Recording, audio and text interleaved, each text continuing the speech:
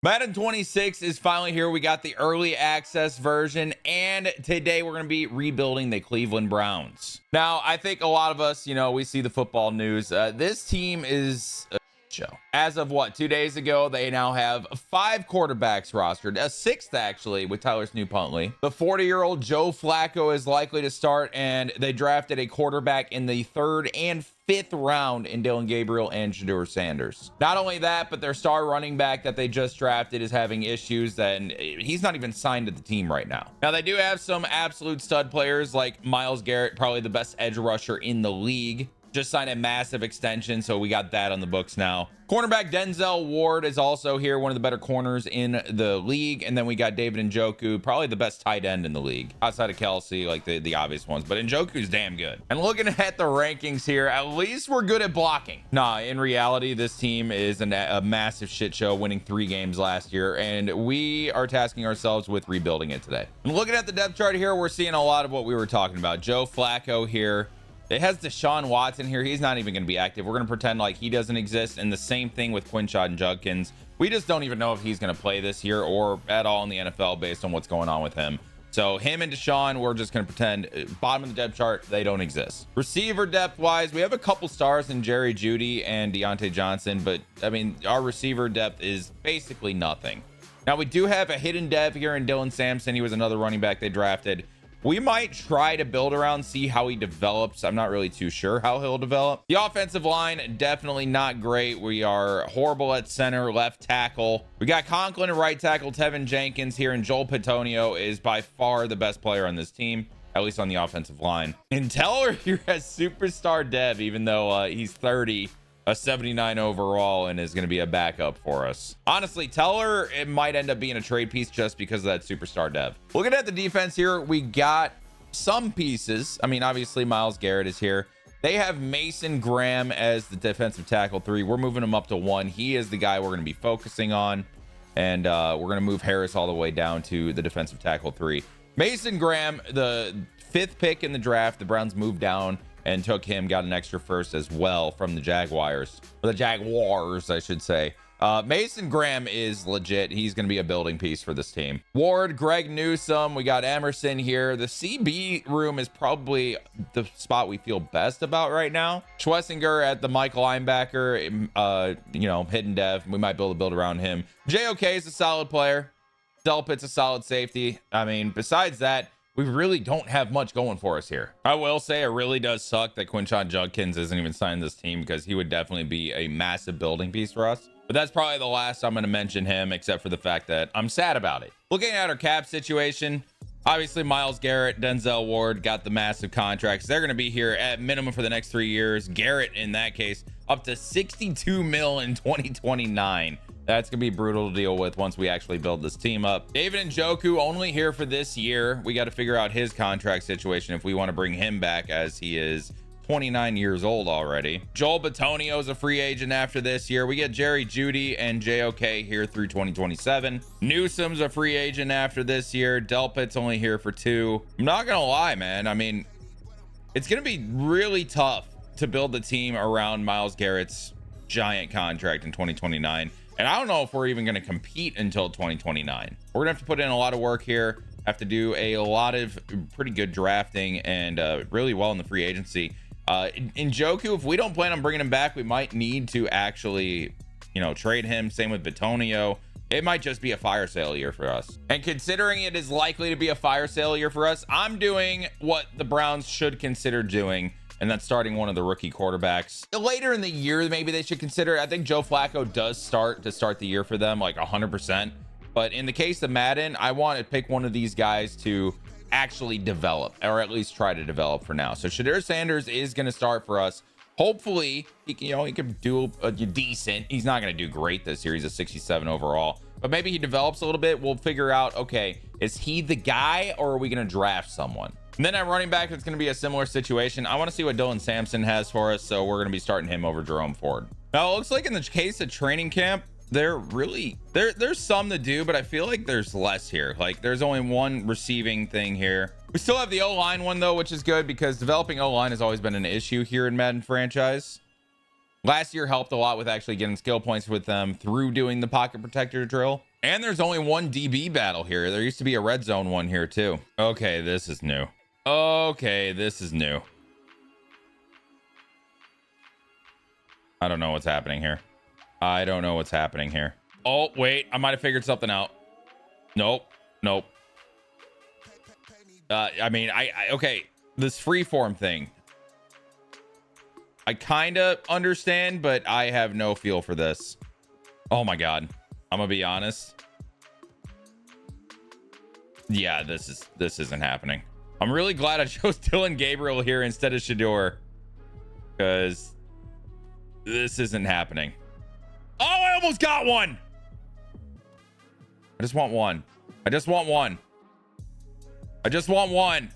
I just want one. I didn't get one. Yeah, there's no chance. I'm not doing that. Dylan Gabriel's just not developing. He's just not going to. This one at least looks familiar. This one I can understand. Although maybe I could probably say it's not going very well at the moment. Not doing great. Am I stressed out about these balls flying at me? Absolutely. Okay, that was good. I'm hitting the outer ring is the problem. I'd like Shador to not hit the outer ring. There we go. There's an inner ring. There's an inner ring. There's an inner ring. All right, we're figuring shit out. Oh my God, I did it. It only took 17 times, but I finally got Shador Sanders to get gold here. Who knows? Maybe a dev trade upgrade. That would actually be super clutch for us. Unfortunately, it is just a skill point, but that will help. All right, Russian attack. Samson, I will say he does have some speed. Feels like he is more the elusive back type. Where's the block, buddy? I will say, messing around in these training drills a little bit, the game feels a lot faster, which was kind of my big complaint last year. It just felt so slow. It wasn't really fun. It feels a lot faster right now, which is something I'm really enjoying. And that is going to be gold for Dylan Sampson. Love to see that. Maybe a little bit of an upgrade here. The answer is no. Mid-season mark of week 1, and we are 1-6. It's not good. And looking at it, it's not been good. We got shut out versus the Vikings. Our only win was against the Aaron Rodgers Steelers, 13-10. It's just the offense is not scoring. It's also time to set our national focus, and I mean, we need help on the offensive line, specifically a tackle. And that is a strength of this class, especially nationally. So we're going to focus on the offensive tackle. And the first mock is out. Right now, we're projected the number 2 pick, and we also have the number 11 pick. So at 11, we're projected a corner. At number 2, we're projected a edge rusher, it looks like. I don't know if we'll go for that. The best player in the draft is a left tackle, and then there's another corner, a defensive tackle. There's some quarterbacks here too, but it looks like they're falling down the mock drafts a little bit. As you can see here, we have 3 quarterbacks in the top 7, number 3 and 4 in the nation as well. And you have to wonder, I mean, do we go quarterback here and just say, you know what, we got to find our guy? If one of these guys can be our guy, then I mean, we got to go for him. Potential elite throw power here in Clyde Cohen, and he already has a deep accuracy. That could be a guy. So we're definitely going to be paying attention to this as the weeks go on. We also have to make some decisions. We have $90 million in cap room for next year. David Njoku, Greg Newsome, Martin Emerson, Tevin Jenkins, Wyatt Teller, Jerome Baker. I mean, there's some guys here that we would like to bring back. And if we're being honest, most of them don't want to be here. Tevin Jenkins does and Jerome Baker does. That's about it. I think we need to be honest with ourselves. David Njoku needs to be a focal point of this offense. I'd like to bring him back. He is 29 years old, but superstar dev, 89 overall. I wouldn't mind bringing him back on a 4-year deal. We keep him here for essentially the entire rebuild. Try to bring the money down a little bit, see if he will take this. I'm doubting it, but I'm hoping that 4th year will help him. And David Njoku is back. So at least we know tight end is taken care of. We don't got to worry about it too much. The corners here, we were losing both of our number 2 and number 3, essentially. Newsome and Emerson. Newsome is a better player, both star dev, but Emerson would be way cheaper. Newsome wants 17 mil. I just don't know if he's worth that. I think we could develop Emerson He's 24 years old right now, has star dev, and he's going to cost way less. I wouldn't even mind bringing him in on a 5-year deal. Let's see if we can bring him in for 4.1 mil a year. And Emerson is saying no now. We'll renegotiate that. I think Emerson is definitely the move over Newsome right now. Tevin Jenkins at right guard. He is 27, 80 overall star dev. He is solid. I wouldn't mind bringing him in on a 2-year deal. We'll see if we can bring him in for 11.2 mil a year for 2 years. And he is back. We got Tevin Jenkins, Bears legend. Jerome Baker isn't going to cost too much. We can bring him in until his age 30 season. 5.2 mil a year. The bonus is just too low. All right, we'll get back to you. Deontay Johnson, I'm fine with letting go. I'm fine with letting Jerome Ford go as well. Ronnie Hickman is not a bad player. He's only 23 years old. Morale is bringing him down a little bit. I feel like he's a solid player. He's not exactly what we're hoping for, but if I can bring him in for cheap, I think we keep him here. He's not going to cost that much. Is the thing. Like if I could bring him in for 3 years, 11.7 mil, I'm about it. All right, Ronnie Hickman's back. Worst case, we draft another safety and he's depth later on, but for now, I mean, he's young enough, he might develop. Joe Tryon Showinka. He's trying to show me. I don't know. That one was a stretch. Right edge rusher. He doesn't want to be here. I feel like we can draft edge or trade for edge if we need to. Free agency exists. Devin Bush, I don't think is necessary. Rayshawn Jenkins, but he's 31. I don't really want to bring him back. Nick Needham, same thing. And there's not much here. Joel Bitonio. He's 33, but he's good. I would be fine bringing him in on a 1-year deal. Let's see if he'll take it. I'd sign today if there's some way to improve. So he's not back yet. Joel Bitonio, I wouldn't mind bringing back for 1 more year at minimum, though, as long as he doesn't regress too much. He is an O-lineman. I feel like they're okay as they get into their 30s. Now, we do have a couple guys that we should probably consider trading. One of them being Wyatt Teller. He is on his last year, superstar dev. He is a solid guard that a contender could use. And looking through here, there's not too much here that is super useful. Jack Jones would be interesting. Tank Bigsby would be very interesting. We get a 1-2 punch of Samson and Bigsby.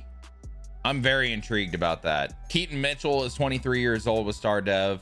We could get a 4th with Keaton Mitchell, though, which is I'm interested in the 4th round pick, honestly. I will say this, with this trade, we make Jerome Ford expendable. So I think we trade him. We pick up Tank Bigsby, and we have that backfield duo of Samson and Bigsby. We also get a 6th round pick out of this. I don't hate it. We're going to take it. Goodbye, Wyatt Teller. The deal is done. We're also going to be sending Jerome Ford out now with a 4th, a 6th, and 2 7ths for another 2nd round pick. So for this coming draft, we're going to have 2 firsts and 3 2nd round picks. Okay, actually, I was wrong. It's 2 2nd round picks, but 2 firsts, 2 seconds, and a 3rd. That's a lot we can work with in this draft. I'm actually very excited for the draft now. We're also going to be sending out Greg Newsome II, Jerome Baker, and a future 3rd in 2027 for the Packers' 1st round pick. Like I said, this team was an absolute shambles. This was a throw in the towel type year. I know we aren't going to be bringing these guys back. I don't necessarily want to bring them back for the money that they want. And we already have JOK at will linebacker too, so we don't necessarily need Baker. We get a 3rd 1st round pick this year, and we're going to really rebuild in the draft. And lastly, we're going to flip Rayshawn Jenkins into Tyler Steen. They weren't really willing to give me a pick. This was the only team looking for a strong safety. We already have a better strong safety that is younger and has an extra year on his deal. This brings us right guard depth, considering we traded away Wyatt Teller. And the next week, we were able to bring in Martin Emerson Jr. on a deal. I'd forgotten what the deal was accidentally, but it was a 5-year deal. We just bumped up the money just a little bit. It's like under 5 mil per year, essentially. So we locked down our CB2, which is good to see. We would like, to probably get another DB if we're being honest, but I mean, we have a lot of draft picks that we're going to be able to use to do that. We're also going to up the money on the Joel Bitonio deal. Hopefully he takes that, and he does. We brought him in for a little under 15 mil next year. Not too bad. We got a left guard solidified at least. We're finally to week 13 here in our first season. 2-9 record. We did win another game, which was pretty cool to see, but we are to our focus players in the scouting. So we have figured out our focus players here. One of them is going to be an edge rusher, Nathan Kendricks. We know we're going to have at least one top pick in the draft, if not multiple top 10 picks at this point. Nathan Kendricks looks like a very, very good edge rusher, 6'5", 276, with B block shedding, B finesse moves, and A power moves. He could be a beast on the other side with Myles Garrett. We also have the top 2 quarterbacks in the draft. I'm not gonna lie, Julian Grant is not my favorite, but he is 6'6" strong arm type, and he has a throw under pressure. The medium accuracy is a little scary to me, but the other accuracies could be good to elite, and we know that he could have elite throw power, so we want to get a better look at him. Then we also have Clyde Cohen here, who is another strong arm type, 6'3", 233, with a deep accuracy. He definitely works more in the pocket, so the throw on the run isn't gonna be great, but the deep accuracy has me very excited. The short accuracy has me a little scared though, but he also could have elite throw power, so we're gonna take a look at the 2 quarterbacks. And looking here to end the season, we end up 4-13, so we do win a couple more games. We finished the season 0-2 though, and just because I'm curious, I'm wondering who we beat. So we ended up beating the Steelers, as we know. We came after the bye week and beat the Jets 34-28, and then back-to-back wins over the Titans and the Bears. As a Bears fan, that makes me really sad. Mock draft 3 is out though, and right now we are projected the 5th pick, and we're also projected the 11th pick, and also with that other first round pick we got, we are projected the 18th pick. So 3 top 20 picks, although we don't have the upside pick I was really hoping for at the top. But we do have a lot of capital. We could trade for one of these guys if we really like them. In the 2025 season recap, the Ravens beat the Eagles in the Super Bowl 35-24, and Roquan Smith was the Super Bowl MVP. NFL MVP Joe Burrow. Mike Vrabel gets Coach of the Year with the Patriots. How about that? Devontae Smith, Offensive Player of the Year. Max Crosby, Defensive Player of the Year. Ashton Genty and Jalen Walker, the Offensive and Defensive Rookies of the Year. Mock draft 4 is out, and we are projected Julian Grant, which is honestly not the quarterback I would probably choose in that situation. And wow, one of the top quarterbacks that we actually focus scouted is a round 2 to 3 talent. The accuracies are not amazing, but the deep is obviously. Elite throw power was a thing, but he's a round 2 to 3 talent as a projected top 5. Meanwhile, Nathan Kendricks is a true top 5 talent. A power moves, A pursuit, A tackle, B finesse moves, A play rec, A impact block. Dude, this guy is actually incredible. Change of directions elite. The acceleration's great. Good speed, great strength. He is a guy I think we might move up to target. But we also have offensive tackle Reggie Woodson, right now projected the #1 player in the class. Do we trade up the #1 for an offensive tackle? This guy looks really good. Like A across the board on pass block, A lead block, run block is A to B. This guy would make our offensive line. And looking here, Clyde Cohen, top 5 projected, also a round 2 to 3 talent. Let me tell you guys, I have a lot of work to do when it comes to recognizing talent in these drafts. This is my first rebuild. We will get better. If you guys have any suggestions, make sure you comment down below. Let me know. So we only know 2 of the top 5 talents. We do have a round 1 talent offensive tackle here in Jonathan Mullen. He's a really good pass blocker. He doesn't run block much, but I mean, if he's got the pass block down, I'm fine with that. We've also found out some dev trades. Dylan Sampson has star dev, as well as Quinshot and Judkins. I figure he will be signed by year 2, so at least we'll be able to use him now. Defensively, Schlesinger is also star dev, and Mason Graham as superstar. That is very big for our defensive line. Looking here, though, we need outside linebacker, the will linebacker. We need maybe another defensive tackle. Actually, I think we're okay at defensive tackle. We need the other edge, which I feel like we can get in the draft. We might have to trade up for Kendricks. Need help at corner. Could use a free safety potentially. Need help on the offensive line. And we definitely need help at receiver as well. We don't have much. A lot of things to address and only 47 mil to work with. Now, we do have Kendall Fuller here, who is interested in us, but he's 31 years old. Najee Harris is here. We don't need running back. DJ Jones, we don't necessarily need defensive tackle either. There are really not a whole lot of great options in free agency for us. And honestly, this is making me regret trading Newsome. I figured we could find a corner that would be decent here. We might have to really look for corner in the draft too. Ivan Pace Jr. might be a good option here. He's 25 years old and wants to be here. We do need the outside linebacker. Let's see if we can bring him in over 4 years for 26 mil total. Let me tell you, a lot of teams want this guy. And right now we do have the best offer him, but a lot of 9 teams interested on Ivan Pace. Yikes. I wouldn't mind bringing in Rasul Douglas on a 1-year deal. It can't be for too much. I'd pay him 8 mil for this year. We'll offer it to him. We'll see if he's any at all interested. I'm assuming not much, but we are the only offer right now. So if he takes it, great. We do need center pretty badly, and I don't think that's going to be a focus in this year's draft for us. So I wouldn't mind bringing in Ryan Kelly on a 1-year deal. We'll give him 9.2 mil, see if he takes that. Hopefully that's his best offer considering he is 33 years old. Also, we're going to withdraw our offer from Rasul Douglas. I sorted by interest, and we actually might have a better option here in Jalen Watson. He does not have great dev. He's 27 though, so he is 4 years younger. Almost the same overall, only 2 less. Would not mind bringing him to be our third corner. So let me see if I can get him here for 3 years, 7.2 mil a year. It is the best offer he has right now. It's just, you know, is he actually going to take it? He is very interested in being here at least. And actually with that, I might take the money down and see if we can get him with a little bit less for 3 years. We'll pay attention, see if it has any other offers come in. Hopefully he takes ours. Jerome Baker is interested in coming back, which I find funny. I would prefer Ivan Pace. We'll see if we get him, but Jerome Baker can at least be a backup and bringing him in. And Calvin Austin is interesting to me. He is a scheme fit. We do need help at receiver. He's 27 years old. Would not mind bringing him in. Let's see if I can bring him in on a 2-year deal. It's not his best offer, that's for sure, but he kind of wants to be here and we are his only offer. Mock draft 5 is out and Nathan Kendricks is projected to be the #1 pick. That is the guy we could really use. We do have the pieces to trade up to #1 if we want it. Reggie Woodson would also be a great option though. Julian Grant is around 1 to 2 talent. Man, none of these quarterbacks ended up being good. We're going to have to pivot without actually having scouting done. That sucks. So a lot of these top 5 talents might be way further down the board. Ivan Pace is a Brown, as well as Ryan Kelly, Jalen Watson, and Calvin Austin. I think we got everybody we targeted. So that is a very good free agency. We also have 19 mil in cap to work with. I don't think there's anybody else I'm super interested in because no one's really interested in me. And it's not like this is a very, very, very good class, you know? We're going to address left tackle in the draft. Left guard is going to be tough, but there wasn't really anything available. We have 3 really solid corners. We got to hope Hickman can develop. I'm a little bit worried about that. Linebacking core looks okay. We could just use another edge rusher. I feel like trading up to #1 and getting that edge rusher might be the move. And I might be better than I thought at this. Actually, I'm not, but I did get lucky. I did find a good one. And Damian Wilkerson, he's a projected 2 to 3 round pick. That is a top 5 talent at left guard, and we need guard help. Solid speed, great strength.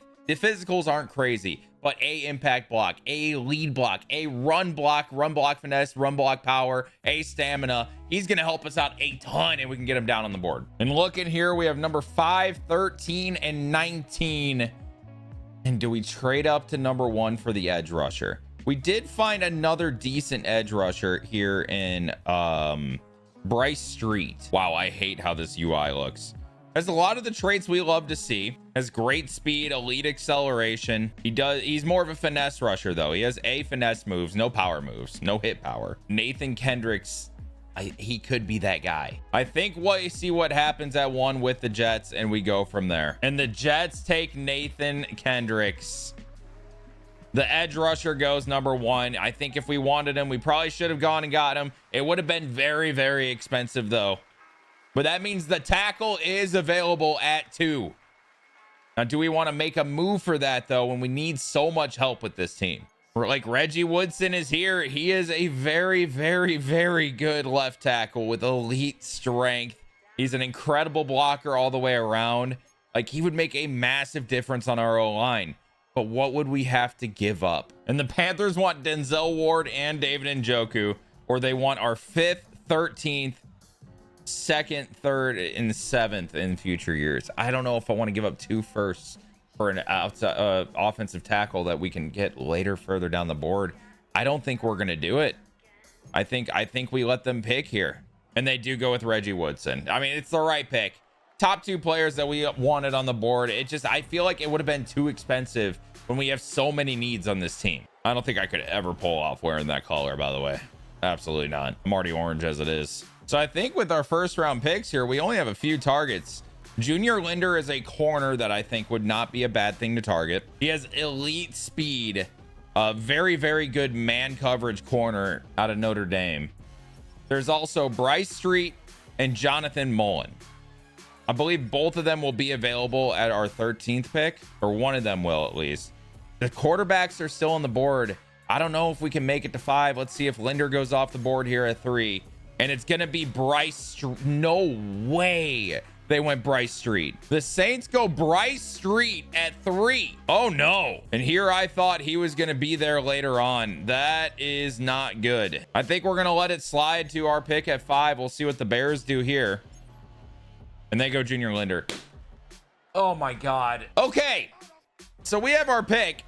I don't know what I want to do because literally every option I wanted to pick is gone. The quarterbacks are still here and they're just not going. Do we go Jonathan Mullen, the tackle? I mean, that's the only other guy that we were considering, but he's not amazing. What could we get for this pick? We could get number 22, a first next year. That is a possibility. We get the Seahawks number 26 and a first next year. We get the Commanders number 29 and a first next year, along with the third. I'll be honest, I think we have to go Jonathan Mullen here. I don't think it is the best pick, if I'm being honest, value-wise, but everything else going on the board, off the board, I'm afraid he's going to be taken. He is a very solid player. I mean, 6'7", 307. The strength isn't as good as I wish it was, but he is very technical on the pass blocking, which I think is going to help out Shedeur Sanders a lot. So we are going to be taking Jonathan Mullen. Welcome to the Browns. I'm skipping the animation. He's ranked number 12 in true value. We drafted him at 5. It could have been a lot worse. Former high school power forward, easily deciphers incoming threats, shows good vision for incoming threats and pass protection. And looking here, 88 strength. He does have hidden dev. It could have been a lot worse. Okay, I'm not that upset with myself. Our first quarterback does go off the board in Julian Grant, and we have 3 corners off the board here, which is interesting. And with the 13th pick, I'm looking at Nick Fernandez here. I didn't scout him very much, unfortunately. I kind of wish I did at this point. He has a lot of good traits. Physical player who delivers bone-crushing hits, loves to utilize a spin as a counter move, has a swift arm over move in his arsenal. Utilize power and leverage to bowl through pass rushes. He has the bull rush, motor that runs through the whistle, often looks to rip the ball from defenders. He has elite acceleration, good speed, great strength, great change of direction, power moves. He's not a finesse rusher, he's a power rusher. I feel like we need that edge rusher help. I know he's a little further down the board. We didn't scout him, but I think we take the risk and take Nick Fernandez. Welcome to Cleveland. And he was ranked number 33 in true value. We drafted him at 13. Powerful frame. Moves quarterback off his spot by pushing linemen into the pocket. Can be invisible in the run game at times. This is not going as well as I wish it was, but it's going okay. I think these are solid players that will help us. Zach Spencer is still on the board here as the quarterback. We also have Zach Hall, who is the 10th ranked player, supposedly as a wide receiver. Joel Lindsey is here. I know we aren't like necessarily looking at quarterback at this point. Only good throw power is not my favorite. We shouldn't be looking at quarterback. I don't think Shedeur Sanders is the answer, but it's clear that quarterback is not good in this draft. And honestly, I'm not feeling good about this 19th pick here. I don't like the value on the board. We have the guard we want to pick, but we're going to wait till the second round to do that. I see the Colts are offering us their first next year and a second next year, as well as their 5th and 7th this year. We're going to take this. At least we get a potentially good first round pick next year and a second. That'll help out a lot for building next year. Thank you, the Colts. And it looks like someone else found our guard that we were going for. He's not on the board. I can't believe this. He's gone. All right, well, my dreams have been shattered, but Blair McMahon's still here, and I think we just need to not mess around. This will fill out the other side of our offensive line on the tackle position. We'll be able to trade away the one that we have now. Blair McMahon, though, round 1 to 2 talent, 6'4", 340.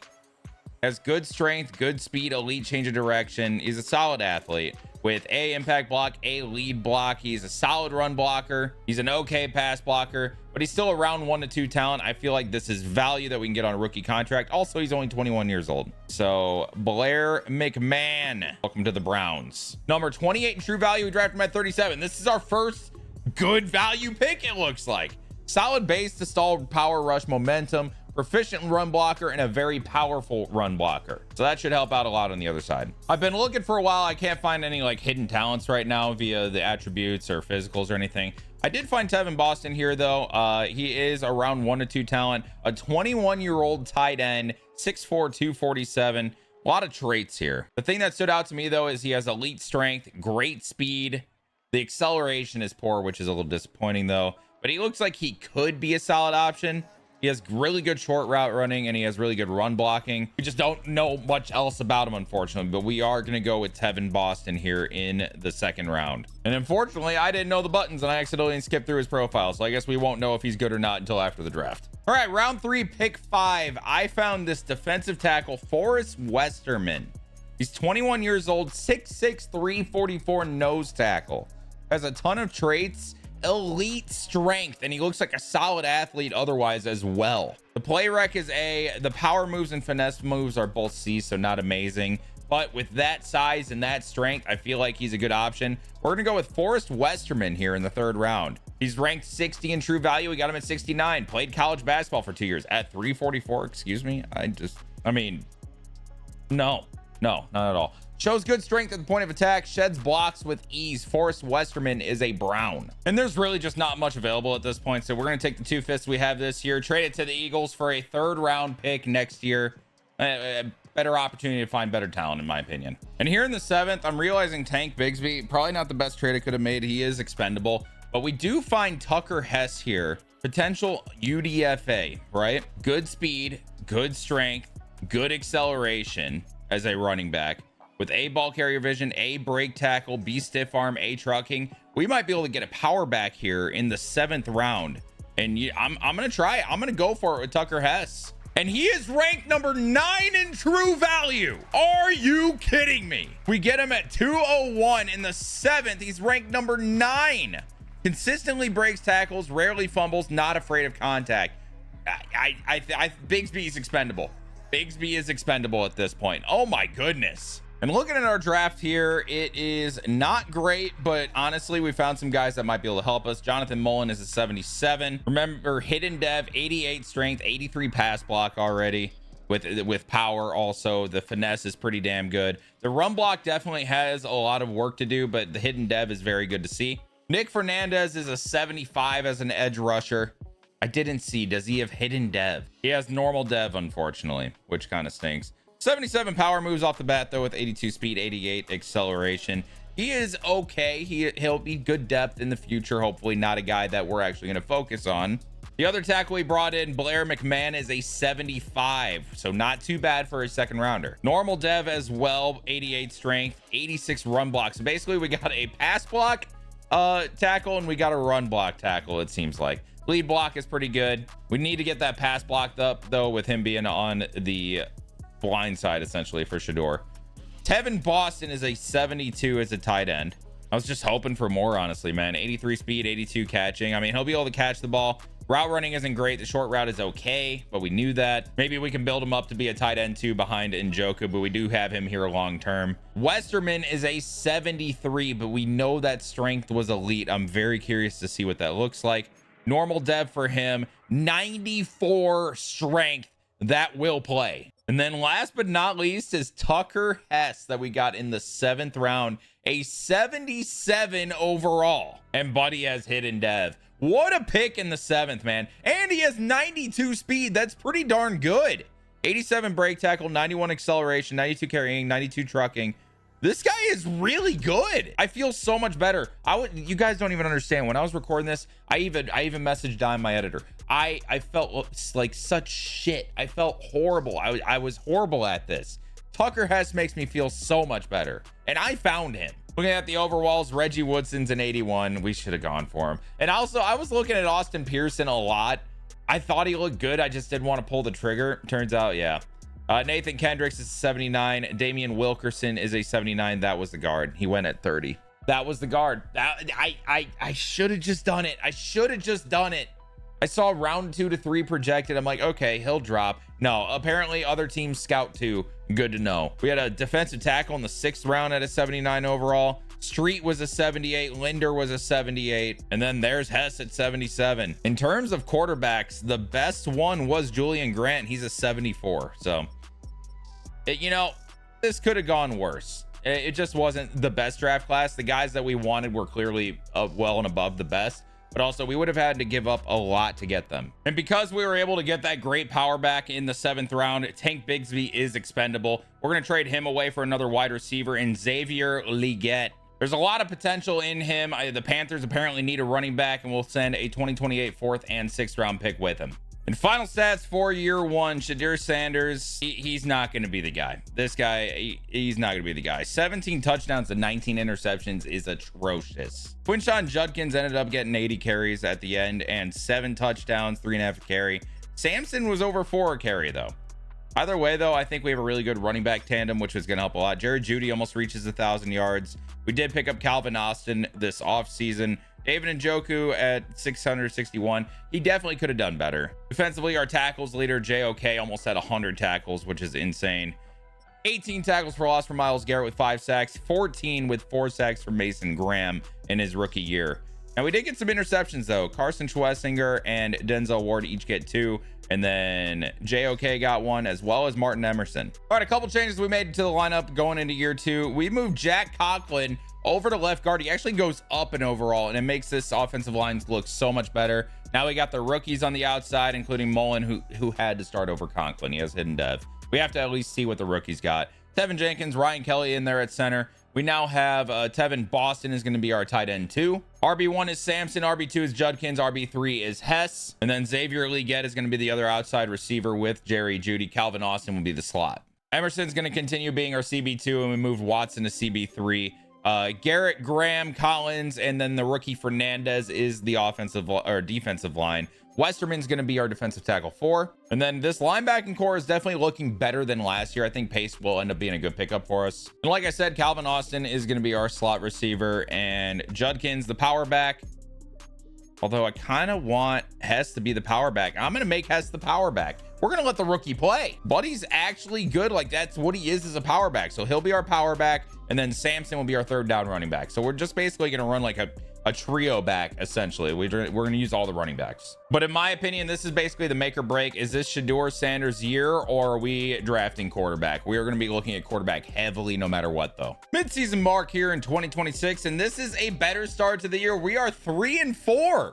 I never thought I'd celebrate our losing record, but this feels a lot better. We're also coming off wins against the Bengals and the Ravens, which is pretty darn good in my opinion. Now, this is going to be Grant Delpit's free agency year. And otherwise, I'm not feeling too worried about anybody else considering leaving. Ryan Kelly is regressing, which is a thing we got to keep in mind. Also, Xavier Legette coming up on the 5th year option, which is a little scary. Delpit here is the big worry though, and he doesn't necessarily want to be here, which is a little tough. I'm going to give him a little extra money on top of this, maybe like a 8.4 mil per year for 3 years.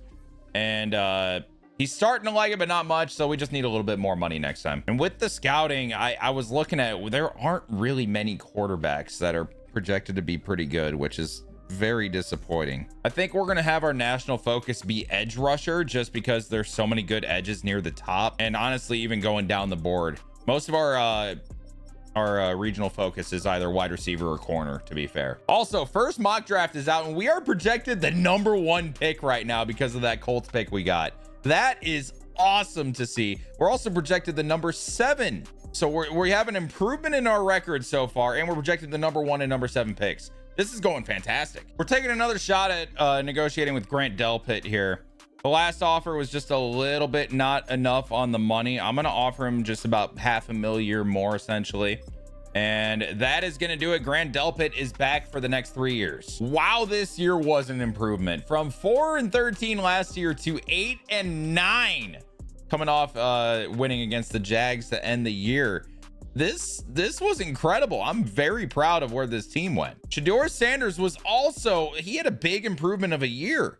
Now I'm wondering if we keep him around. 3,700 yards, 20 touchdowns, and 9 interceptions. The turnovers went way down. Rushing wise, Quinshon Judkins led us in touchdowns with 7, average 4.2 per carry. Samson got 4 touchdowns, and Hess got 20 carries on the year. Jerry Jeudy had 1,100 yards. Love to see that. 3 touchdowns. 5 touchdowns for Legette, Njoku, and Austin. All of them kind of in the same area. Defensively, our tackles leader was actually Carson Schwessinger this year. 111 tackles. 20 tackles for loss for Mason Graham. 11 for Myles Garrett. But Garrett does lead in sacks with 8. And the rookie edge rusher, Nick Fernandez, with 5.5. Graham with 5. Paul Jr. with 4.5. We get 7 interceptions from Denzel Ward, 4 from Schlesinger, 2 from JOK and Delpit, and then McGuire and Emerson each got 1. What a year. We were the worst offense in the league by points, but the number 10 defense, the defense was definitely carrying us. And the Colts ended up turning it around a little bit, so we are projected the 8th pick now with them, and then a middle of the pack 16 with our pick. 2026 season recap. We actually get a rematch in the Super Bowl, this time the Eagles beating the Ravens 21-18.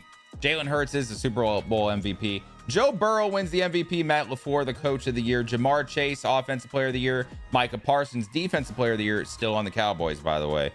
Roby Whitley on the Steelers is the offensive rookie of the year. And Nathan Kendricks, the edge rusher that I wish I would have traded up to get, was the defensive player rookie of the year. Xavier Legette had a big improvement of a year this year. I think we got to keep him around long term. We're going to accept his option. We'll take the 5th year option on him.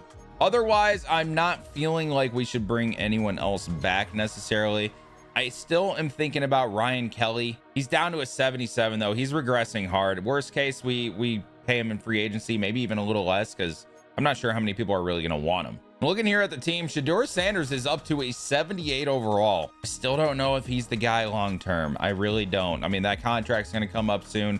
Something to think about there. Hess is star dev at an 80 overall. Mullen is a superstar dev on the O-line. Love to see it. I drafted that guy. Me. Defensively, Denzel Ward is now superstar X Factor. Love to see it. And it doesn't look like anyone else really got an improvement on their dev trade, unfortunately. But people are improving. Now, we have a lot of cap room to work with in free agency. $116 million.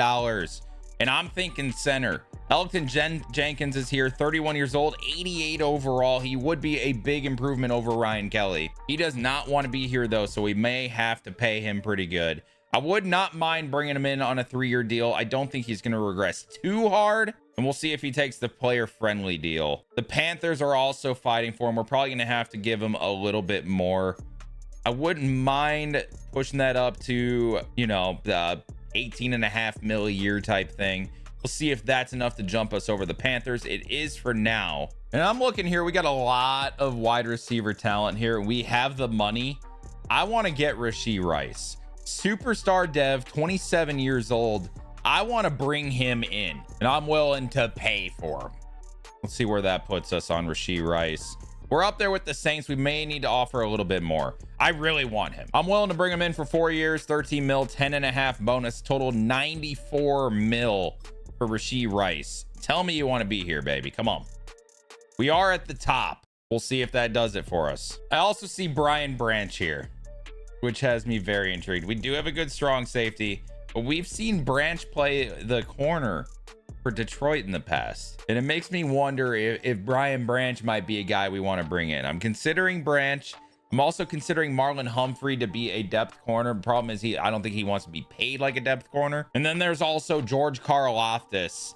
I know we just drafted that edge rusher that had a pretty good year, but Karlaftis would be a major upgrade already. And he's only 2 years older than Nick Fernandez. We did just draft there, though. We could always trade Delpit or move one of them to corner or free safety.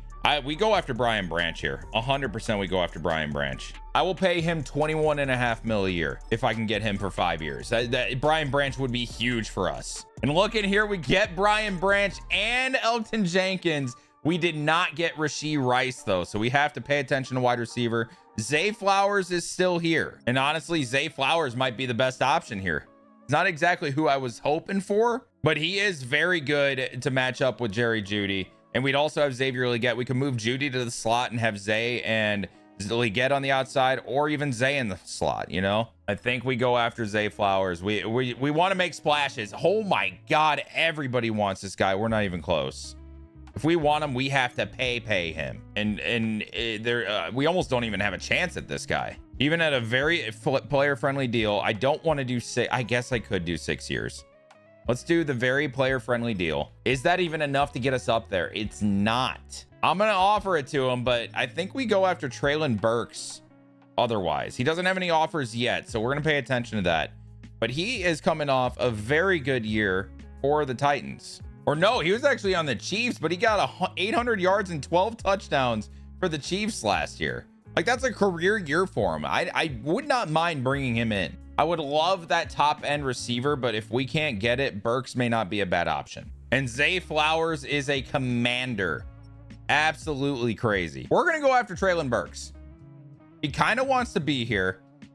I wouldn't mind bringing him in on a 2-year deal and just seeing what he could do. So we'll shoot him an offer. You know, I think we're the only one that's offered him at this point, and we are. We'll bring him in. Let's see what he can do. I think we're gonna bring in DJ Jones for a 1-year deal, 81 overall at 32 years old.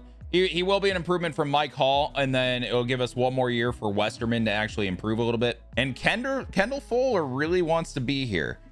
It would move Jalen Watson down to CB4. Do we necessarily need it? We brought in Branch, but I don't think we need it really. And then we don't have a kicker or a punter, so we're offering Boswell a team-friendly deal and Corey Bajorquez to come back on a team-friendly deal as well. So we bring in Brian Branch, Jenkins, Boswell, Bajorquez, DJ Jones, and Traylon Burks. This is, I think, is a very successful free agent class, especially getting Jenkins and Brian Branch. He's 25 years old. He's a stud. NFL draft time.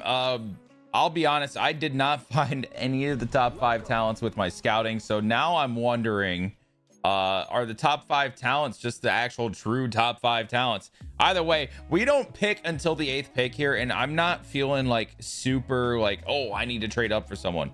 So we're just going to go to our pick here and see what's available. Quite a bit is available. Only 1 quarterback goes off the board here. I will say it looks like that all the top 5 picks are gone. Brendan Duggan is here. And I hate how this draft board looks right now. Is there a way I can like not have it look like this? It seemed to do this with my first pick last year too. So I guess we're just going to have to deal with this really weird looking UI for now. Brendan Duggan is here. Looks to be a pretty good athlete overall. His finesse moves are not good and his power moves aren't crazy. And if I'm being honest, even the higher ranked edge rushers, I think they're worse than the guy I actually found and scouted, Enrique Romero. He's the number 14 player on the board. We would be picking him here at 8. Has a lot of the traits that we like. He is a pretty solid athlete, pretty good athlete, honestly. Elite acceleration with good speed off the edge with A finesse moves, A tackle, B awareness, B play rec, C power moves is not ideal, but he's a finesse rusher. He's a speed rusher. I think Enrique Romero is my pick here at 8, and I am going to be drafting him. And he was a number 10 in true value. We got him at 8. Sudden hands can create quick pass rush wins. Needs to improve strength, can be invisible in the run game at times.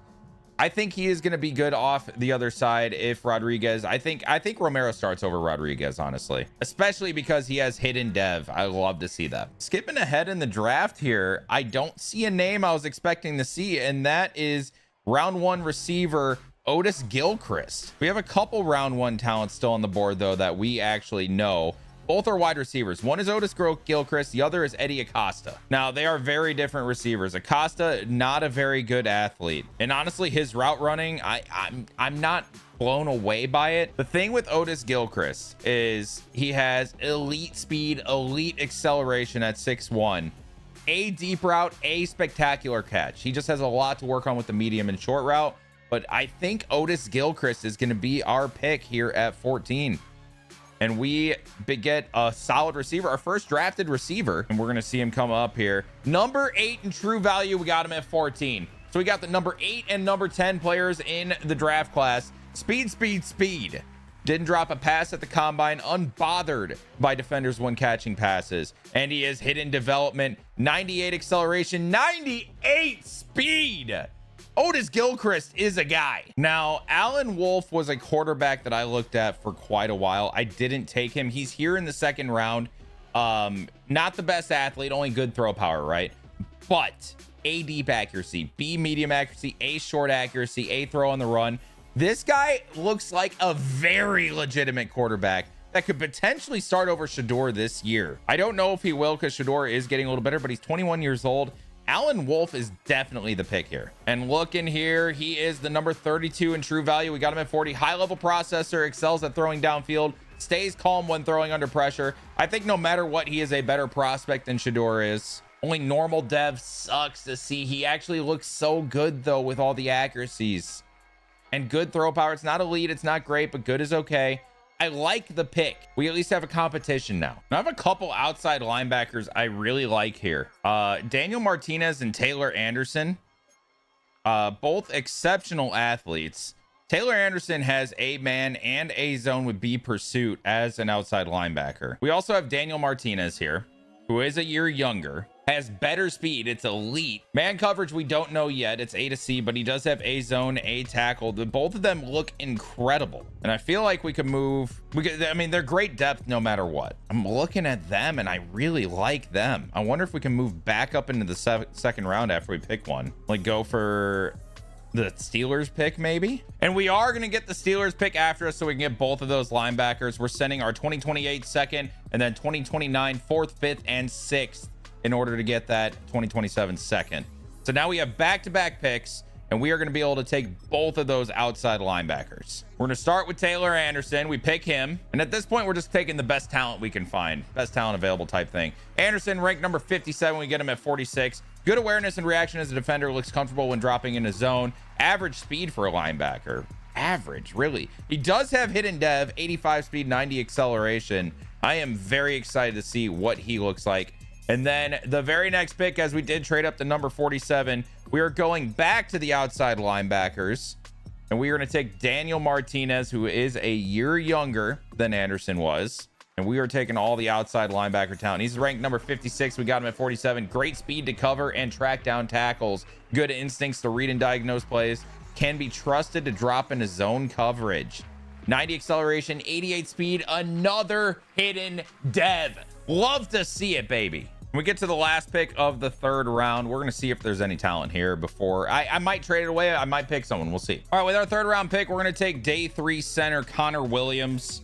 Honestly, I wasn't finding a lot of good stuff out there. Williams is okay though. Maybe he can develop into a solid center while we have we just signed one for a bunch of years. Good strength though.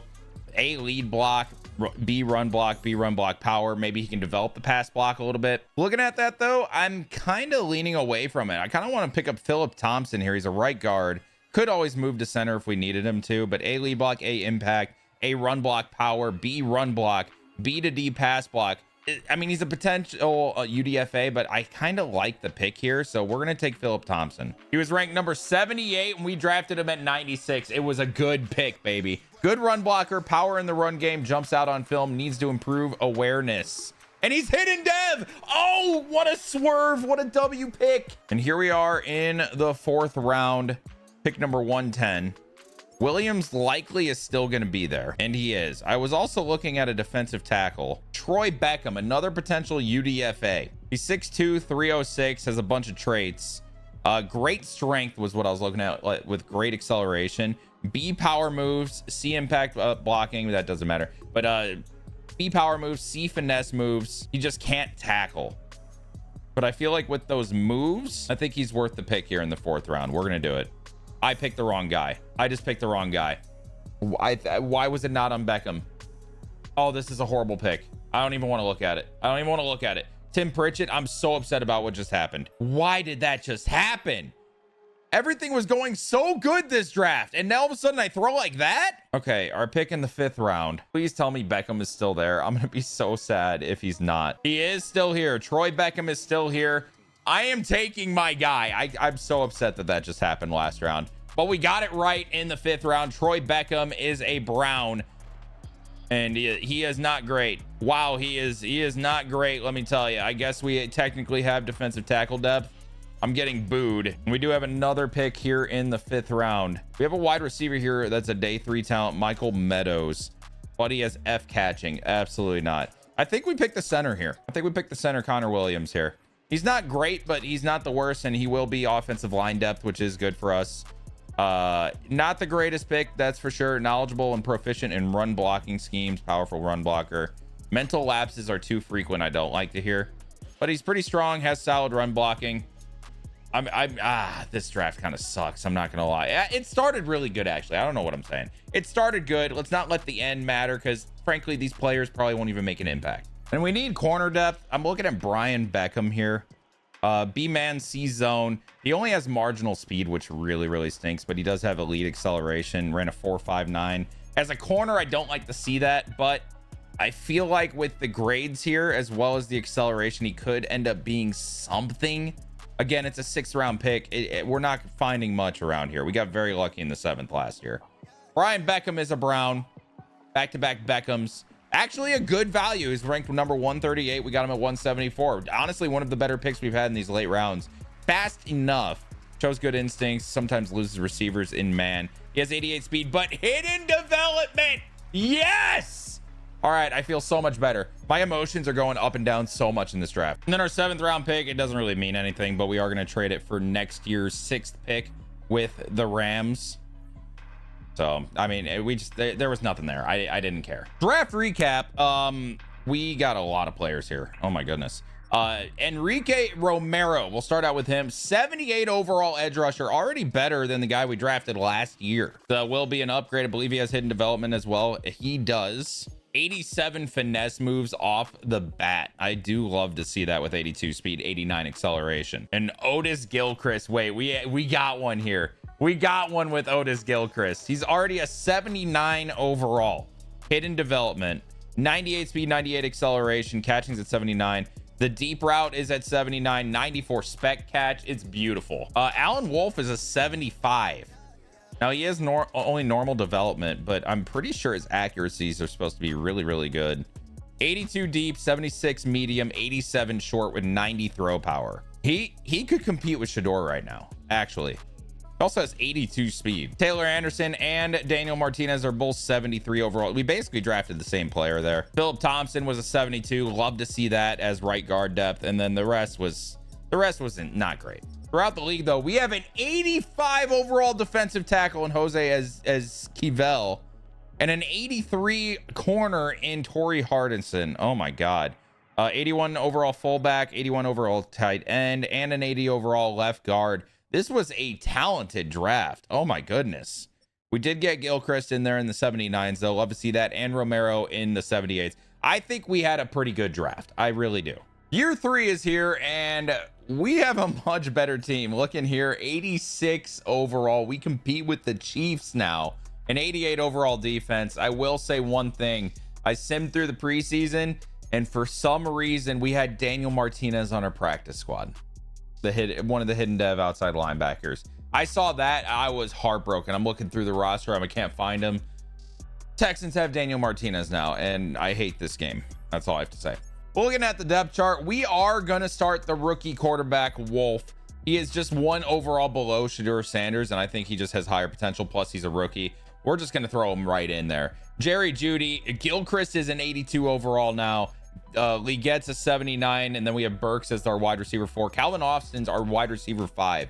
Great receiver depth, great running back depth still. We have McMahon here on the outside, and basically Thompson is just going to be backing up every single interior line spot that he can. Defensively, I think we look great. At corner, I did move Beckham. He's only a 70, but with the hidden dev, I moved him to CB4. Ronnie Hickman is basically backing up every DB position. He's our CB5. He's our backup free safety and backup strong safety. Now that we have Brian Branch out here, we moved Anderson to back up outside linebacker, the will behind Pace, but we also still got Schlesinger. We still got JOK. Westerman is now our DT2. And then Romero is going to be starting over Fernandez, but Fernandez is still very good. He's going to be our rush edge rusher. And like I said, Jerry Jeudy's gonna be our slot. We're gonna have Otis and Legette on the outside. I'm excited about this team. Mid-season mark, and we are 2-4. I don't really know what's happening here, but I'm not a fan of what's happening here. And it's our offense, honestly. The defense is middle of the pack, but offense is clearly below everything. Wolf's off to a solid start, too. He's been pretty accurate. 7 touchdowns, only 1 pick. Quinshon Judkins is even off to a hot start. I'm not really sure what the issue is here. Now, we also have players ready to negotiate, which is a bit scary. Denzel Ward, Jerry Jeudy, JOK, Mike Hall Jr. is here, Tevin Jenkins. It's a little bit scary. We do have 102 mil to work with, but I feel like we're going to be using the majority of that with these deals. Denzel Ward, I want to bring back for probably a 3-year deal, bring him back till age 33, and he will be back for the next 3 years. So we locked down our star corner. That's a good start. Jerry Jeudy's going to be expensive. Is he worth it though? I feel like he is. It's it's hard to attach this value with the name Jerry Jeudy. Also due to the fact that he doesn't want to be here. We are going to offer the player friendly, and he is back for the next 4 years. We had to pay him though. We also have a 27-year-old JOK.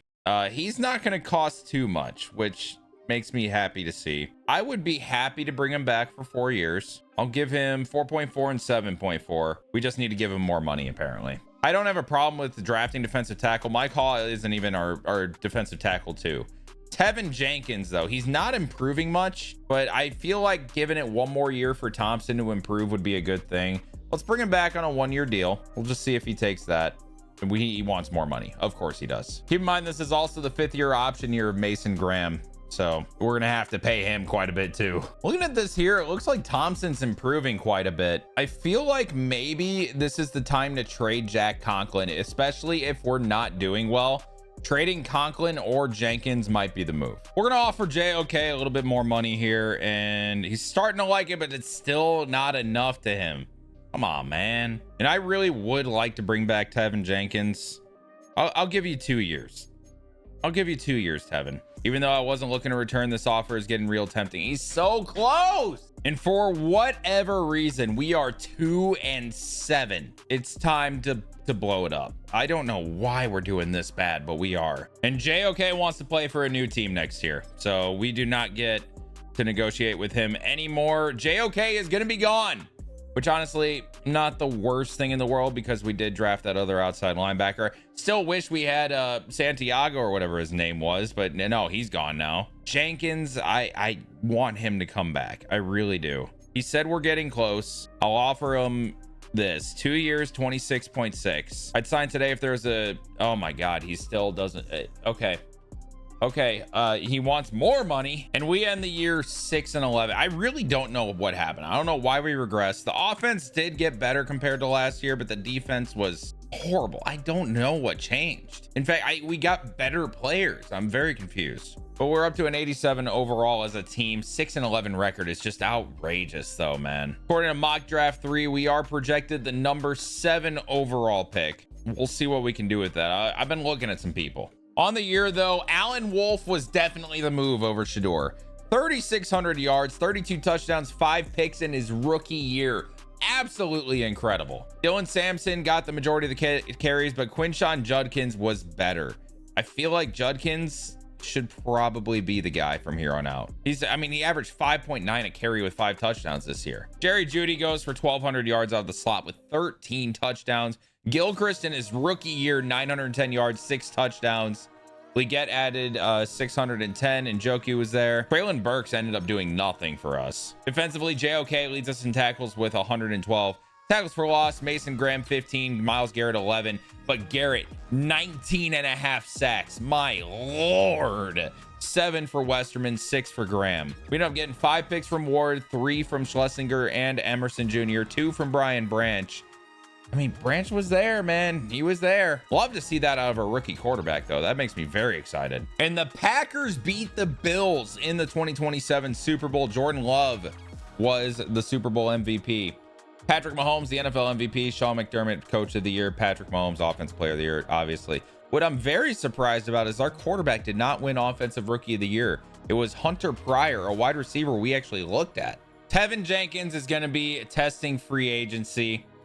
That hurts. We're gonna need a guard of some type. Unless we bring back Conklin for 1 year, it might be worth it. I think we're just gonna wait and see what free agency has to offer. We could either bring back Tevin or Conklin in free agency. We're gonna be using our franchise tag on JOK. We'll keep him here another year because it's only 10.2 mil. And then we are gonna be accepting the 5th-year option on Mason Graham. Obviously, he's a stud. He's an 89 overall now, superstar dev.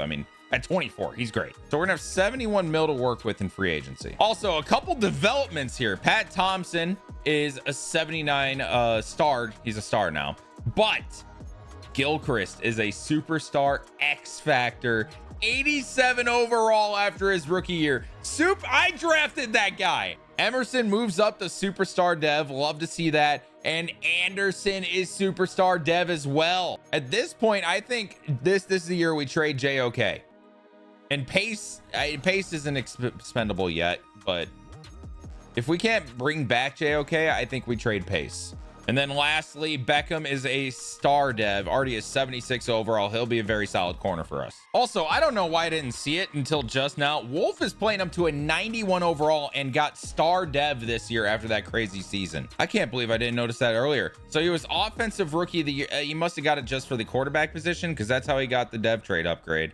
And man, he just accumulated a ton of XP. The 30 passing touchdowns gave him 21,000 of it. I mean, it's just absolutely insane. This guy upgraded so much. The problem is we don't really need depth. We need upgrades. Jonathan Allen would be an upgrade. That's for sure. Put him alongside Mason Graham. I would be happy to bring him in on a 1-year deal. We'll give him some extra money even. We're at the top of his list. We'll see if we get Jonathan Allen. I really want Cooper DeJean. I don't know how we can get this guy. I'm offering this man literally everything. We can't do it. So Cooper DeJean is a no-go. But just so you guys can see what I'm talking about, there really aren't many upgrades we can do. I need to find a center or a guard, which I did. And that is us offering Tevin Jenkins to come back, as well as Conklin to come back just as a depth piece. Conklin would not be starting. We sent him a team-friendly deal. But we got it. We're going to try to get the guards back that we had. Obviously, I feel like we could upgrade the O-line, right? The only clear upgrade, though, would be McMahon, but he's a 23-year-old 80 overall. I know he's normal dev, but he's still so young. He's still 23. Like, he's been improving, too. The O-line looks solid. We have a great quarterback. We have a solid running back room. I looked to see if we could upgrade running back. We'd have to trade for one. It's not worth it. Jerry Jeudy, Gilchrist, and Leggett at wide receiver with Traylon Burks also there. I don't see us needing a receiver, at least a good one. Maybe we pick up a depth piece. Linebacker depth is great right now. We have good safeties. We have a solid cornerback room. DeJean would be the only upgrade to the corner room. And then, yeah, if we get a defensive tackle, cool. But like our defensive line is good too. We even picked up this Olsen guy who was a rookie this year. He has star dev out of nowhere. Like, this team is good. I don't know how we're not winning. I will say, spoils of riches. Trey Tucker is here and Chris Godwin is here if we want them.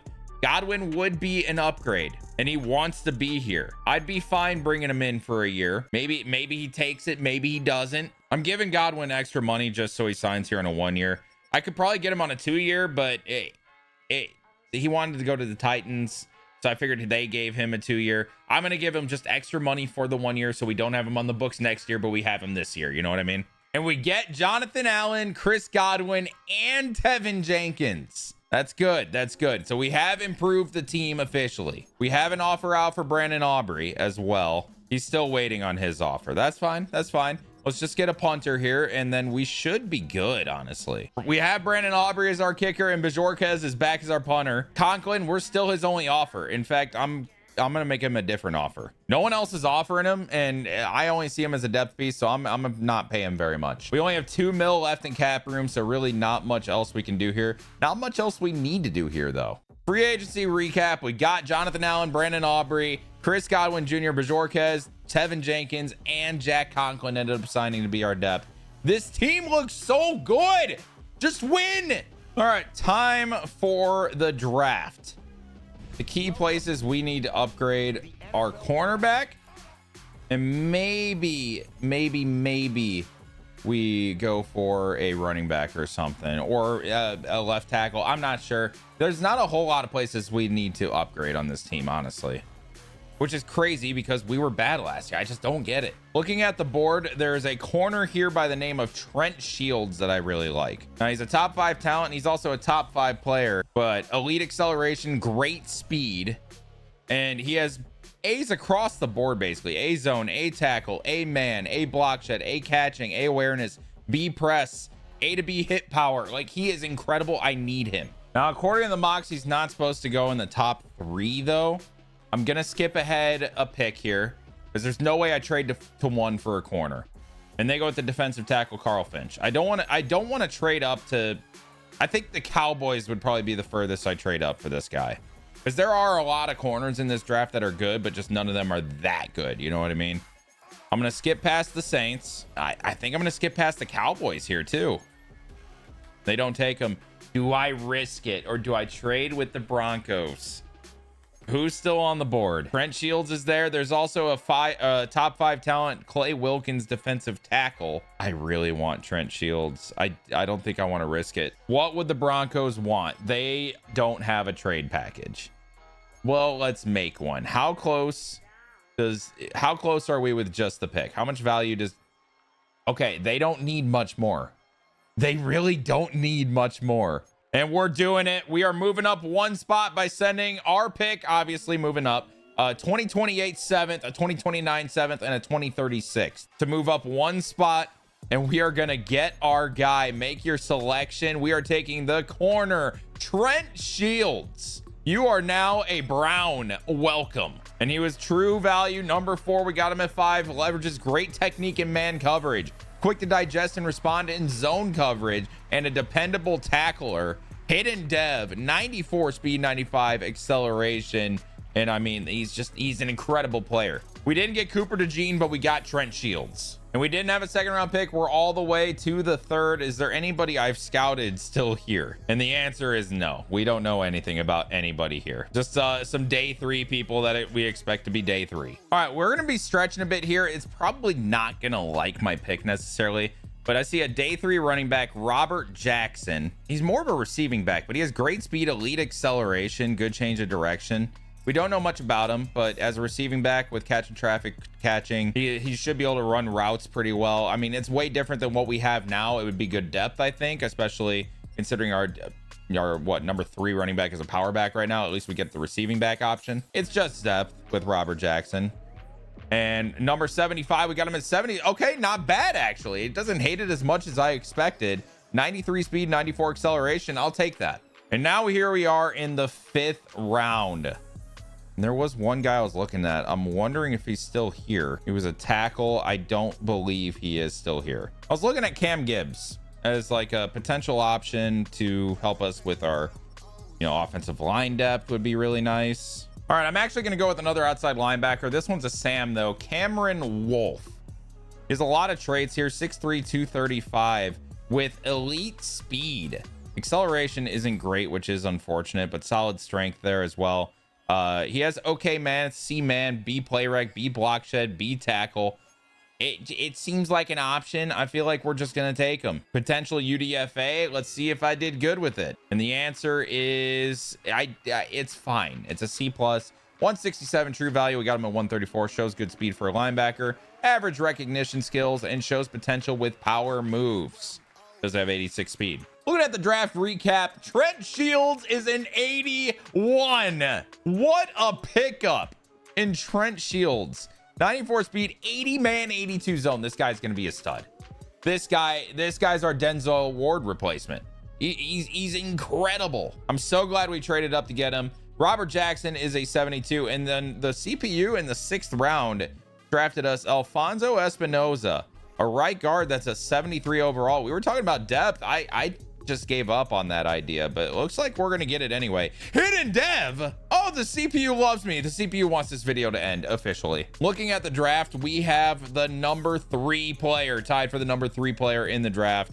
There was a left guard Perkins that went 24. That's an 83. And then Diego Quintana, the number 2 pick, went 84 overall. We did damn good, man. I'm happy. Well, year 5 here, and there was a bit of an issue. All the recordings I had saved up to this point are kaplooey. They're gone. So a little story from year 5. We were struggling from the beginning and had fought our way back, and there was a 3-way tie in the last game of the season to see who makes the wild card round. The Jaguars were one of the team. We were one of the teams, and we ended up beating the Jaguars 41-7 and have made the wild card. Here's the bracket. As you can see, we are the 7th seed going against the Bills. The Broncos waiting for us in the divisional. I will admit I'm very upset. I apologize. Hopefully it won't take away from the video for you guys too much. But as you can see here, we are the better team in this matchup. Now, will that be the case when we actually get into gameplay? We'll see. Seeing Gilchrist with the X Factor up there, my camera's blocking it right now, but that is so sick. First time jumping in with this team, and it's a whiteout game. Okay, it's just a regular snow game. It's not a whiteout. Oh, that scared the absolute living shit out of me. I'm not gonna lie. So we go to Buffalo to try to take down the Bills. And we take a 14-0 lead here. Buffalo comes back. We get a safety, 16-7, and that is 23-7 to end the first half. 30-7, 30-15. Buffalo trying to make a comeback here. And we are jumping in. 38 seconds left in this game. It is just about over. Buffalo trying to score a touchdown here. The 2-point conversion would be devastating. Or the onside kick, I guess, not the 2-point conversion. Either way, Buffalo takes a timeout. Josh Allen having an okay game, that's for sure. JOK, big tackle right there. We're going to be using JOK again. 3rd and 7 for Allen. Snow coming down here in Buffalo still. And Josh Allen's he's gonna stiff arm JOK. Finally takes it at the 4. Timeout Buffalo. No way he just threw JOK off him like he's nothing. We got Schlesinger over the middle, and we cannot keep up apparently. And that's going to be a Buffalo touchdown. Is it too little, too late though? 13 seconds. They need a 2-point conversion and a miracle touchdown play with a 2-point conversion. It's just not, it's not possible. I'll say it. There's no way they get this done. Onside kick, flag on the play. We recover. And it's going to be a Cleveland Browns win here in the wild card round. Thank you very much. Kevin Stefanski getting a win. It looks like Fernandez is hurt right now. He should be good, though, going into next week. Wolf taking the knee. The first time we're seeing Wolf on the field in this save. In the knee, and that is going to do it. The Browns move on to face the Broncos. Stefanski's pumped. Damn. I love that out of my coach. 30-22 is your final. And looking here, Alan Wolf had a solid day, especially for a snow game. 23 for 35, 293 yards, 2 touchdowns, 0 interceptions. Kenneth Walker was 8 for 42 with 2 touchdowns. Wolf added 2 for 5. Jerry Jeudy out of the slot, 8 for 146 and 2 touchdowns. That's insane. What a game out of him. Gilchrist had 4 for 49. He's one of the guys we drafted. Godwin is here. He contributed. Robert Jackson, 1 for 6. Boston, 1 for 5. Walker even got a catch. Defensively, a bunch of sacks from all of our guys. Love to see it. There was a pick by Brian Branch. What a free agent pickup. We got to get through the Broncos now. Now, I want to say I may have misspoke and I said year 5. It's year 4. It's not year 5. I didn't lose an entire full calendar year. And it's the divisional round against the Broncos. They are an 86 overall. It is really cool to see that we have more X factors here, though. We will be going to Denver. And wow, the stadium is packed here for the divisional round of the playoffs. The Broncos, the home team. Can this Browns team dominate, though? We went 9-8 this year, but just took down the Bills. We're going to get into the Super Sim here. Let's see what happens. And we get a safety. Dude, we are getting safeties. Followed up by a touchdown. Field goal for Denver. It's 9-3. Denver then comes back and scores. We match it with the 2-point conversion. 24-10 here in the 4th. Denver driving down. And that is going to do it. The Browns beat the Broncos 24-10 in the divisional. Wow, I cannot believe what's happening here. The Broncos, the #1 seed, chokes to the 7. And quarterback Alan Wolf has another playoff win. And looking at the box score here, Alan Wolf, 247 yards, 3 touchdowns. He was 21 for 28 with 0 interceptions again. Kenneth Walker, 11 for 34. Wolf was 4 for 15. Jerry Jeudy had another game with a touchdown. Gilchrist adds 2 touchdowns as well. What a game. And our defense has been dominating. Just all over the place. Sacks wise, we do only have 3 this game, but 2 interceptions, one by JOK and another by Brian Branch. And here in the AFC Championship, we go against the Baltimore Ravens and we move up to a 91 overall. I don't know how that happened over 2 games, but you'll love to see it, I guess. This team is dominant right now. And it's another snow game. This time in Baltimore. Oh, these snow games. We've already won one of them, even though it did get a little close and scary at the end-ish. But can we take down the Ravens here in the AFC Championship? And we score on the first possession. Baltimore bounces back, 7-7. End of the half. We end up scoring before the end of the half. Baltimore gets a safety. And then they score. 14-15. Not a lot of time left. And it's 18-14. We got to get a stop here against Baltimore. 2 of our timeouts. This is a bit scary. I'm not going to lie. We may not be able to get it done here. And they go over the middle. We need a big tackle, and we're not going to get it. Olsen with the tackle eventually. 151 left. We need to get a stop here. Need to get a stop here against Lamar Jackson. And he's throwing it over the middle, and it's a catch. And that just might be the game. Lamar Jackson in victory formation. And the Browns' miracle run is going to come to an end here in year 4. I guess when I said year 5 earlier, it was meant to be. But we got some playoff wins, and hopefully we can actually perform in the regular season this year. Lamar takes the knee, and that is going to do it. The Ravens go to the Super Bowl yet again. Things you hate to see. Alan Wolf can't believe it. He looks exhausted. He tried his best, I'm sure. 22 for 27 for Alan Wolf, only 176 yards in the snow game, though. 2 touchdowns, and he did throw an interception, his first of the postseason. Kenneth Walker only got 1 carry. I wonder if he got hurt during the game. And Njoku had a big game. Judy added a touchdown. Gilchrist was there. Godwin didn't show up too much, though. And yes, Kenneth Walker did get hurt in the game. Broken ribs. He'll be fine for next season, but that does suck because that could have been the difference maker. 2028 season recap. The Ravens beat the Eagles yet again. Oh, man. Offensive player of the year for the Falcons was Diami Brown. That is interesting. And looking here, we have some big names that we need to bring back. Jonathan Mullen has his option. Dylan Sampson. I mean, he is our running back too, but he's a damn good one. And we could use him for sure. Leggett, I don't know if I want to let him go or not. We do have 2 stud receivers. Could we find another one maybe? Shedeur Sanders is a backup quarterback. We're not paying him 10 mil a year for that. Absolutely not. Nick Fernandez, though, we do want to bring back. 5th-year option. Oh, man. That is a lot of money, though, for a guy that may not even start for us. Ronnie Hickman's also here. Harold Fannin, Dalen Gabriel. Chris Godwin. That's right. We only had him on a 1-year deal. He's regressing, though. Traylon Burks. Maybe a good guy to bring back for the cheap. Jalen Watson. Probably should bring him back as well. Oh, no. Oh, this is devastating. Myles Garrett, Elton Jenkins, and Jack Conklin all retire.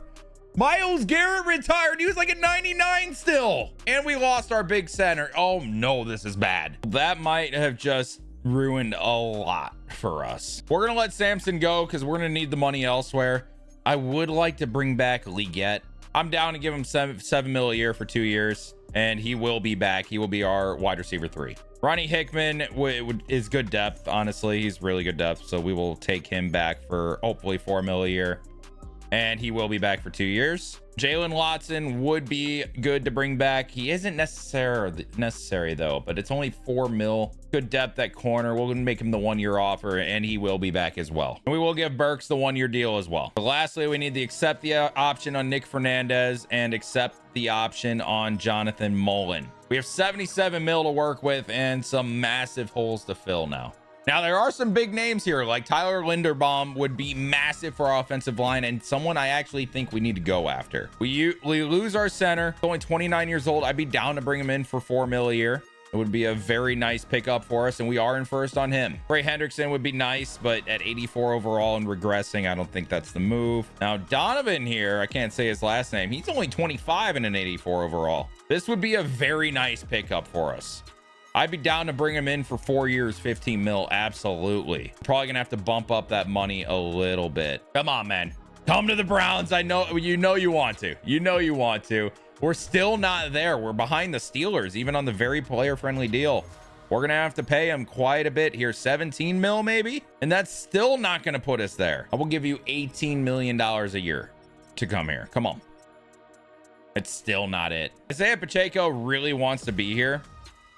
I'm gonna see if he'll take a cheap 2-year deal. It'd be a cheaper option to Sampson, of course. And we're looking good there. I'm worried about the edge rusher situation. The edge rusher situation is definitely a scary one, but I'm not gonna lie, there's not much else here that really speaks to me. T. Higgins would be interesting, but he would be a 3rd receiver on this team. It's just not needed. Robert Hunt really wants to be here, and he would actually be a decent depth piece. I'll just offer him a team-friendly deal, see if he takes it. That's 13 mil, though, but it would be a really good depth piece. Looking at who really wants to come here, Jabril Peppers, we don't need. Hunt would be good depth. Derek Hall would be good depth, to the point where I kind of want to bring him in and see, if he could actually contribute. I would definitely prefer Donovan Ezeriku. I'll give him 5 years, 28 mil. Come on, coming to the Browns, man. All right, we're at the top here. Hopefully we can bring him in, and Derek Hall would be an option as like a backup, I guess. Isaiah Pacheco is a backup running back. Linderbaum is the biggest signing that we desperately need right now. If we can get these four, we're in a really good spot. And looking here, Linderbaum signed. That's the biggest one. And I think we lost Ezerico. Pacheco and Hall are still waiting. And Ezerico goes to the Pats. Well, if I'm being honest, I think Derek Hall's our next best bet. So we need to make sure we can bring him in. And Pacheco and Derek Hall have both signed with the Browns. So overall, a solid free agency. Linderbaum was massive. We replaced our older but really good center with another really good center. The Saints going big. Zach Allen and Landon Dickerson both going there. T. Higgins is a Patriot. Wow, the Patriots are going in too. Goff back to the Rams is interesting. Dylan Sampson is going to be a Titan. I don't know why he just feels like a Titan. And getting to the draft here, we have the 29th pick, and honestly, there's not anyone on the board right now that really excites me. So we are going to actually just skip to our user pick. We're not going to try to move up here. And at pick 29, let's see what is available. Now, Cody Cutler is here, but he is not exactly the player I was hoping he would be. He still looks solid. A finesse moves off the edge. Elite acceleration, elite jumping, good speed. The A finesse moves is really big to me. He just has no power moves. But based off his true talent, I mean, he's around 2 to 3 talent, which surprises me. Now, we do have Kurt Johnston here, who is apparently a top 5 talent at running back that we just discovered. And wow, he does look fantastic. C-spin move, A stiff arm, A trucking, A carrying, A break tackle. You just can't juke. He's another power back. But the thing is, like, a top 5 talent's a top 5 talent. I feel like we can wait on him for now because he was around 2 to 3 projection, but we would get there at the end of route 2. Now, we also have a couple receivers here. I like Otis Casey personally. He has elite acceleration, only solid speed, elite change of direction. He's a true slot receiver. He's an okay route runner. He can't run the deep route at all, but with those abilities and all that, Otis Casey seems like my pick. And then there's Enrique Gonzalez. He has great speed, good acceleration. He's a pretty solid athlete, I would say. He doesn't run routes outside of the deep route. He doesn't run anything else, so I don't really want him. Top 5 talent is really tough to pass on, but I don't want to reach that far for a top 5 talent for a position I don't even need that much. And I am going to go with Otis Casey. I just think he fits my team best right now. It's probably not going to be the best value pick, but it actually is. He's true rank 21. We got him at 29. Hands made of glue. Makes 50-50 balls look like 80-20 balls. Quick burst of separation on short routes. And hidden dev. Incredible. He's going to be a true slot receiver and likely replaces Jerry Jeudy eventually. Now, the running back is gone, as is the edge rusher I really liked, as is the outside linebacker I really liked. A lot of tough things happening here. I think for a round 2 pick, we're looking at JD Kitchens here. He's a strong safety. We do need a backup strong safety. Physical player who delivers bone-crushing hits, savvy defender with ball in the air. Love to see that. He has A hit power, C zone, B man, B tackle. The hit power is exciting though, with like decent coverages. And he's just an overall pretty good athlete, solid, I guess. In the second round though, I think JD Kitchens is the move, and we're going to be drafting him. He was ranked 83 in true value. We got him at 61, which is a little tough, but he is going to fit into the team that we have right now. Hit power, will strike fear into ball carriers, sure tackler, concerns about his speed. And the last player I'm looking at is an edge rusher here. Physical player, bone crushing hits. He's got a spin as a counter move, swift arm over move, utilize power and leverage to bowl through its bull rush, motor that runs through the whistle, often looks to rip balls from runners. He looks solid. B finesse moves, B tackle. What I love about him is the elite acceleration off the edge. I think will be really good. So we are going to go with Bobby Hitchcock, which I also just think is an elite name. He was ranked at 158. We got him at 93. It's not ideal. We'll need to hit the weight room. He is a little bit light, I will admit. But I don't know. I feel like he could fit fairly well on our team. And that will do it for our draft. Only 3 picks. We've been trading a lot of picks, obviously.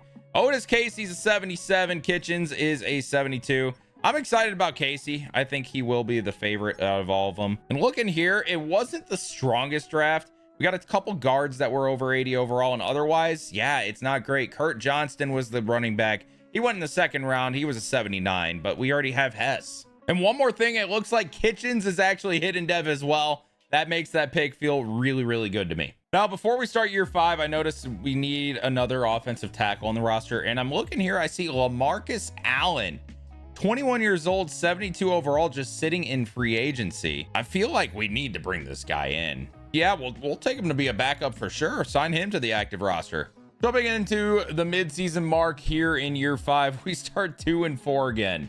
I don't understand how this is happening. Not only that, Mason Graham is due for a deal, as is Kenneth Walker, as is Tucker Hess, as is Kalen Olson. Ivan Pace is probably a little expendable at this point. Trevor McMahon, probably a little expendable at this point too. Forrest Westerman, our second defensive tackle. Grant Delpit. This is probably the end of this. If we don't do it this year, I don't think it's gonna happen. Even David Njoku, he's getting old and bad. Still has X Factor though. I'm looking at our offense here. Dylan Gabriel's gotten in the game for some reason. Alan Wolf though, I mean, 1,200 yards, 8 touchdowns, 1 interception. We're just not passing the ball very well. Kenneth Walker's doing great on the ground, but our offense isn't scoring. I don't know what we're gonna do if we can't turn this around, I'll be honest, but we are going to sim to the playoffs, see what happens, see if we can make it, and we end 7-10 and don't make the playoffs. I don't know how we go 7-10 with this team. It is astounding to me that this team goes 7. Wolf got hurt. That's what happened. We lost our starting quarterback. That's why Gabriel had stats. They can't end like this. But we're losing so much talent that it's going to require another probably 5 years to rebuild this team. So this is going to be it, man. Alan Wolf, I mean, this is probably the best quarterback I've drafted ever in one of these, in any rebuild I've ever done. Gilchrist ended up being an X Factor stud. Mullen was a really solid offensive tackle. Trent Shields was one of the best corners I have ever drafted in my life. This was a really good team, man. I'm proud of it. I just wish we could have done something more. But if you guys enjoyed this video, leave a like. I would like to do more of these rebuilds, so if you have any advice for me, let me know down in the comments below. But otherwise, I'll see you guys in the next one.